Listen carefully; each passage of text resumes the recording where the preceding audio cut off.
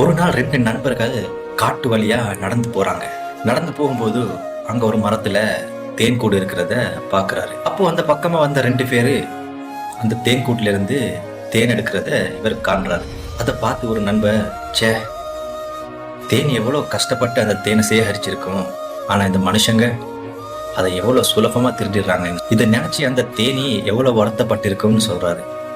அதுக்கு இன்னொரு நண்பர் சொல்றாரு, கண்டிப்பா அந்த தேனி வருத்தப்படாது. மனுஷங்களால அந்த தேனை மட்டும்தான் திருட முடியும், ஆனா அந்த தேனை உருவாக்கும் கலைய என்னைக்குமே திருட முடியாதுன்னு. அதனால எவ்வளவு தேனை மனுஷங்க எடுத்தாலும் தன்னால தேனை உருவாக்க முடியும் அப்படின்ற எண்ணம் தேனிக்கிட்ட இருக்கிற வரைக்கும் அது என்னைக்குமே வருத்தப்படாதுன்னு சொல்றாரு. உங்க பணத்தையோ உழைப்பையோ யாரு வேணாலும் திருடலாம், ஆனா திறமையும் சம்பாதிக்கிற கிட்ட இருக்கிற வரை என்ன வேணாலும் செய்ய